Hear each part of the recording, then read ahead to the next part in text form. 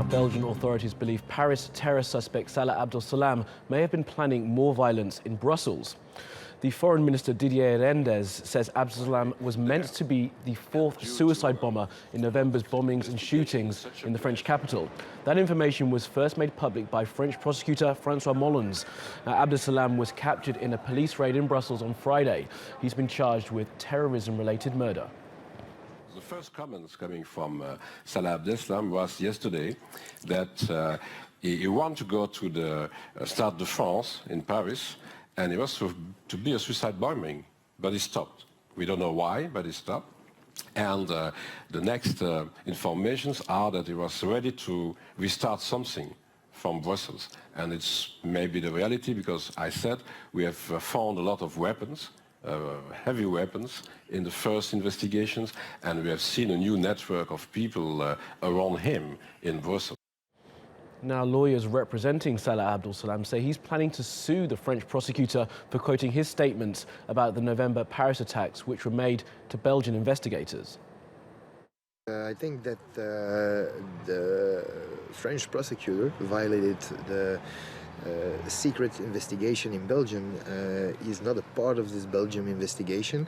He's a part of French investigation, and he doesn't have to make quotes what Abdeslam Salah said in his interviews by the police. I don't think that either the investigation judge or either the police officers wanted that he made a statement like that. Well, Kevin Ozebek is in Brussels and has been following this story for us and joins us now live. So, Kevin, over the weekend, Belgium's foreign minister released new details about the investigation into Salah Abdeslam. Just what did he have to say?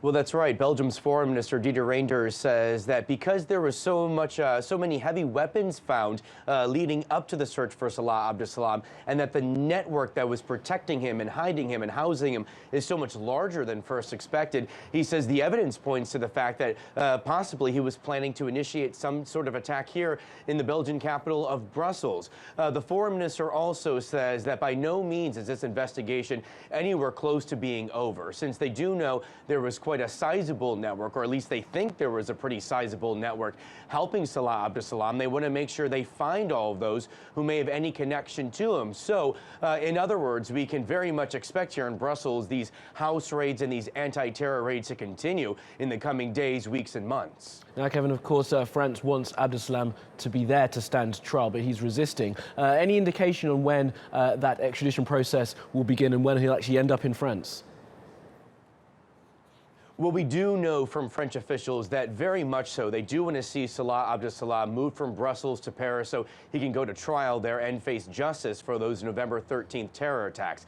It's a very complicated system, extradition here in Europe, but it will likely happen, but not likely happen until at least a few weeks from now. Now, we do know Salah Abdeslam's attorney, Sven Mary, wants to fight that extradition, but it's very likely that will also be a very losing battle, because the French authorities are adamant about getting him moved over to France, and there doesn't seem to be any resistance at all from the Belgian authorities to do just that. Well, Kevin, for now, thank you very much.